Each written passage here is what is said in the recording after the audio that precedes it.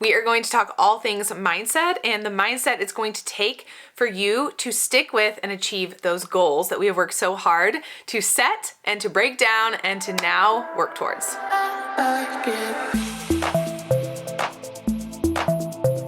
Hello and welcome to the final video of our goal setting series. I am so excited you're here. So in this video, we are going to talk all about the kind of mindset that you're going to want to adopt when it comes to working towards your goals. In the event that you have been someone who has been a little bit negative or a little bit unhappy with your goal achievement in the past, I want to really challenge you to adopt a new mindset of positivity, of being open-minded about what's to come. Because if you go into these goals and trying to achieve these goals in the back of your mind, actually thinking, I'm not actually going to achieve these goals. I've never achieved them before. Why would it be different now? You're already setting yourself up for failure. And that's the last thing that we want. We have worked so hard in this goal setting series to set these goals and to break them down into monthly goals and to break them down into weekly and daily goals and to think about what kind of personal development we want to do. And so now we are going to think through what kind of a mindset do we need. So number one, if you haven't started doing some personal development yet, based on video 6 in this series and the recommendation that was given there,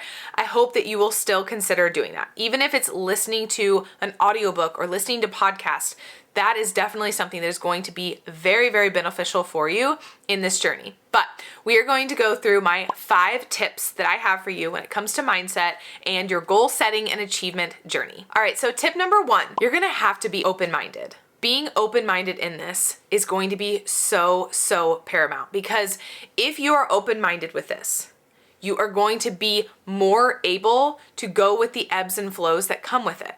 Things are going to change. You may be doing things differently than you've ever done them before. But guess what? When it comes to goal achievement, that's often what it takes. We can't keep doing the same thing and expecting a different outcome. That doesn't make any sense. We are going to have to change what we are doing in order to get a different result.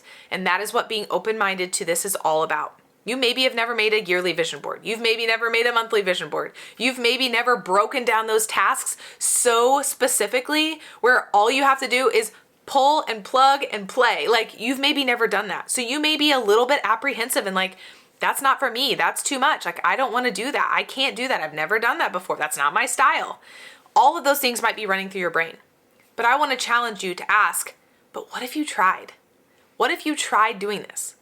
Being open-minded to trying something new, trying something different. And I don't just mean for a week. I don't just mean for even a month. But I guarantee you, if you do this for a month, you're going to see some success. Seriously. But one day, 1 week, that's not enough. That's not enough for you to truly see the results that you're after or to get the proof that you need to keep going. I also want to point out that as you are getting started with this, we took some time and we made brain dump list after brain dump list, and we really tried to think through everything it was going to take to achieve these goals that we're after. But in being open-minded, we have to realize we may have missed some things. We may have missed some really big things. Maybe we nailed it. We got every single thing that has to happen. But I'm going to argue and bet that you probably end up forgetting something. Because if you've never achieved this goal before, you're not going to know everything that it's going to take to get to that goal, right? Very good example of this would be my YouTube channel. I knew creating a YouTube channel was going to take some time. I knew I was going to have to record the videos. I knew I was going to have to edit the videos. I knew I was going to have to upload the videos. I knew I was going to have to create thumbnails and graphics and all of those things. I knew all that. I put all of that on my brain dump list. But what I didn't think about was how long it was going to take to edit videos. Because it does. It takes a while. I didn't think about the fact that my internet living out in the country is not very good. So when it comes to uploading a YouTube video, it either takes hours and hours, or I need to physically leave and go somewhere else and utilize a faster internet service at like a coffee shop. I didn't think through those things because I had never uploaded a YouTube video to know that my internet just isn't fast enough for that. My internet's fast enough for everything else. We can watch Netflix, I can do my YouTube in any work, do my email, I can do anything that I need to. But when it came to uploading YouTube videos, it took a lot longer. So that was something I didn't know and I didn't account for. But thankfully, I was really open-minded when I came into this. So that was just a shift that I had to make. So now I know if I'm gonna upload YouTube videos from home, I need to account for it's gonna take a couple hours. Or I need to physically get up and go somewhere and do that. And that's fine too. But now I know that. I didn't know that when I first got started. But being open-minded to that allowed me to be able to make that shift easily. Had I been closed-minded to that, I would have been like, oh my gosh, well then maybe I just can't do it. Maybe I can't do YouTube because it takes too long to upload videos. That would have been really sad. I wouldn't be sitting here making this video and sharing this video with you right now if I had done that, if I had been closed-minded. So I really want to encourage you to be open-minded when it comes to this. Tip number 2 is being flexible. And I know we've talked about this multiple times throughout the series, but it's so important I need to bring it up again. So just like being open-minded, being flexible is also super important. We did touch on this in video 5 when we were talking about our weekly and daily tasks, where you might schedule this beautiful week and you have everything listed out and it fits in perfectly and the times all work out beautifully. And then something crazy happens. A kiddo gets sick, you get sick, something changes at work, whatever. And now that beautiful plan you had crumbles. That's okay. That doesn't mean we just quit. That doesn't mean we're done. We're flexible and we realize life happens. So we're gonna just shift. We're gonna either take those tasks and bump them back a little bit, or we're going to try to fit them into other pockets of time, but being flexible is so key in this journey. Like I have shared this whole time, this isn't about being so structured and scheduling out the rest of our lives. It's about doing what needs to happen in order to achieve our goals and also living our life. So being flexible allows us to still work towards those goals. We just may have to move around those pieces and when we're gonna get those things done so that the goal achievement still happens. A really good example I have to give you for this is the fact that I have remade my Google Calendar probably 5 times this year.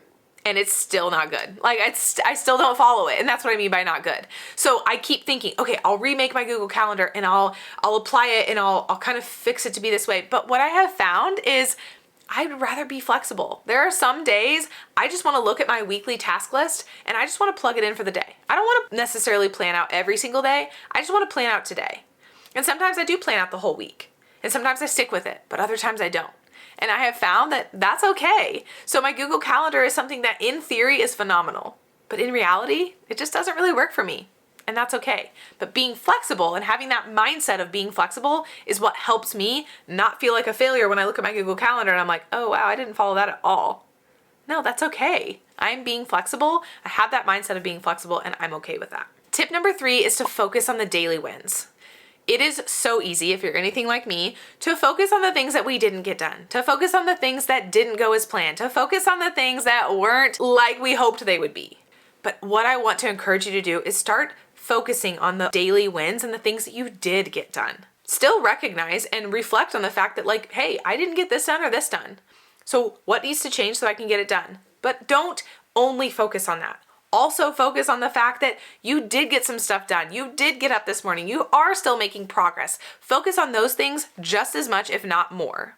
Because that's the mindset it's gonna take. You're gonna feel more momentum and more excitement to keep working towards those goals if you're focusing on the wins and the achievement that you have made, versus if you're only telling yourself and focusing on the things that you haven't done or that you didn't get done or that you wished you would have gotten done but you didn't have time.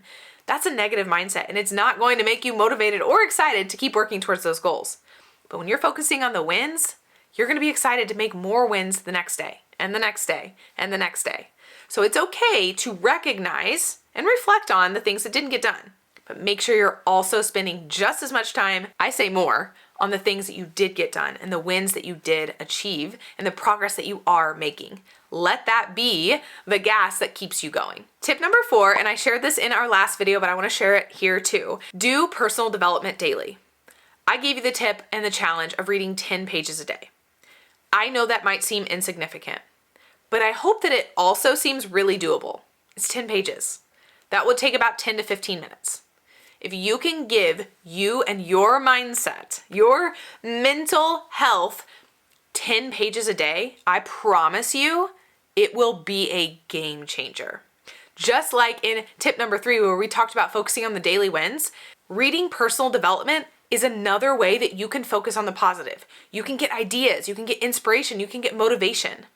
Let's put more motivating things in our daily lives so that it helps us keep going and get that momentum continuing and maybe start it. Some days you're having a rough day, read 10 pages of personal development.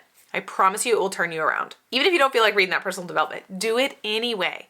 Stick with that task. It is a simple task, a very doable task, and a very, very impactful task. Utilize one of the 10 books that I shared with you in video 6 of this series. or read a different one. If you have a different recommendation you've been given, start reading that. If you're wanting to focus more on mindset, grab more of a mindset focused book. If you're wanting to focus more on a faith-based book, find a faith-based book. If you're wanting to focus more on a routines book, find a routines book. I shared all of those in video 6, so go back and watch that if you haven't, or if you already watched it, watch it again and listen to the different types of books that I shared and pick one that seems most in alignment with what it is that you're doing and what it is that you're looking to achieve and what you think is going to be the most helpful and supportive as you're working towards achieving your goals. And tip number 5 is remind yourself why you want these goals. I'm sure that's not going to be a shocker that I'm bringing up your why again, but knowing why you want this is so important. Because on the hard days, the why behind the goal is what's going to get you to actually take the action. If you set goals, and we talked about this at the very beginning of the series, if you set goals just because you think you're supposed to set goals, there is no why behind it. You don't actually care about the goal. But if you set goals that deep down have some serious meaning to you, you're going to get it done, even on the hard days. You're going to make time for it, even on the hard days, because you know how great it will be to achieve that goal once you've achieved it. You know how impactful for your family. You know how incredible it will feel. You know how happy it will be for everyone involved once that goal is achieved. So make sure to keep the why behind why you set that goal in the first place at the forefront of your mind. That's the whole point of the vision board. The vision board is to help you keep the why there. It's why I recommend using a picture of yourself or a picture that you have taken in some way, shape, or form and putting that on your vision board, because you're going to feel more related and there's going to be more significance with that picture than if you just find some stock photo image. Nothing wrong with the stock photo images, but when you can relate with it, it just feels so much better. I also want to point out that your why might change over the year, which is why we have to keep our why in the forefront of our mind. You may have set a goal at the beginning of the year. Let's say, for example, you set a goal by the end of the year you wanted to buy a house. But let's say midway through the year, you decide to renovate your current home. And by the time you're done with renovations, you're like, I love my home. These renovations have made such a change. I love this home. So maybe originally your why for working hard to achieve your goal of being able to buy this new home has now changed, and you don't actually care about buying that home anymore because you're now living in the home that you love. So that why could have changed. That goal could have changed. But you are clear on you wanted a home that you loved. Maybe that was your why. You wanted to be in a home that felt like home, that felt like the place that you loved to be. Well, you thought you were going to have to go buy that and find that elsewhere. Turns out you were able to do it within the home that you already live in. So now the goal of buying a home, that's gone.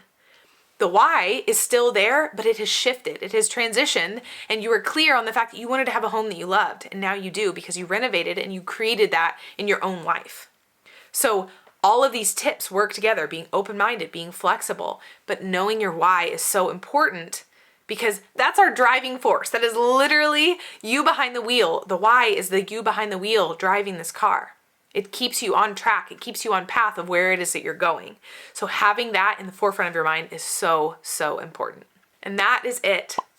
Goal setting is such a huge part of my life, and it is something that has changed my life because I have spent a lot of time focusing on it, but diving into it because the things that I've achieved in my life have come because I've taken the time to focus on the goals and achieving them. But to do that, I had to think through all of the steps that I have now shared with you in this goal setting series. Our goals are ever evolving. The things that we want out of life are ever evolving. So I want you to know that you can always revisit these videos. If you want to come back, you have a life change, come back and revisit these videos and reassess, are the goals that I had set important? I highly recommend doing this multiple times throughout the year. That's one beauty of your monthly vision board. Whenever you sit down to do that, it's typically based off of your yearly vision board. But if you sit down to make this monthly vision board and you look at that yearly vision board and you're like, I don't actually care about a couple of those goals anymore.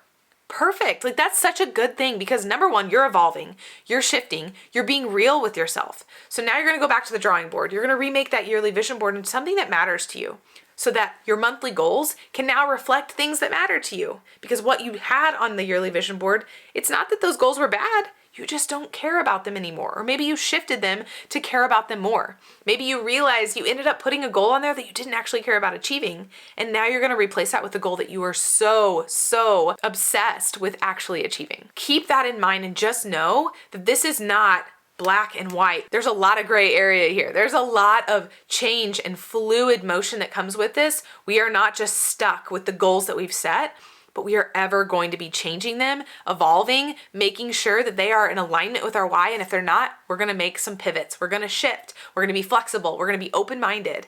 And we are going to adjust what needs to be adjusted so that we feel good about the goals we're working towards and we're ready to keep moving forward. Like I said, this is the final video of our 7-video goal setting series. And I am so thankful that you have been here and have gone through this with me. If you are just catching this video as the first video, make sure to go back and watch those. They are linked in the description box below. Otherwise, I hope you enjoyed this. If you have any thoughts, or if you've enjoyed this, or if you have any more questions about goal setting that maybe we haven't touched on, please drop them in the comments below. I'm happy to make more videos about this. There is so much that we didn't even touch on, but this is the basics. This is the getting started. This is our goal setting series. It's going to get the momentum going. It's going to get the ball moving so that we can work further and get more in depth as time goes on. But I feel like this is a great foundation, a great starting place for anybody who is ready to start setting some goals, whether it's one goal, multiple goals. Even if you're someone who has been further on in their goal setting journey, I still hope that I was able to bring you some tips and some encouragement in your own life. So make sure to give this a thumbs up if you liked it. Make sure to comment below any thoughts or anything that you have to share. And if you haven't already, please subscribe. I have enjoyed this so much and I appreciate your support so very much. I love doing this goal setting series. And I also want to point out, just because this goal setting series is done does not mean I am done. We are just getting started. So make sure, if you have any questions for further videos or further clarification or whatever, drop those in the comments below, because I'm here to help. I'm here to share. If there's something that wasn't clear, please give me the opportunity to explain that further or to give more information towards that. That is what I'm here for, and that is what I am hoping to get to continue doing here on this channel. So thank you so much for being here. I appreciate all of your support, and until next time, we will see you in the next video.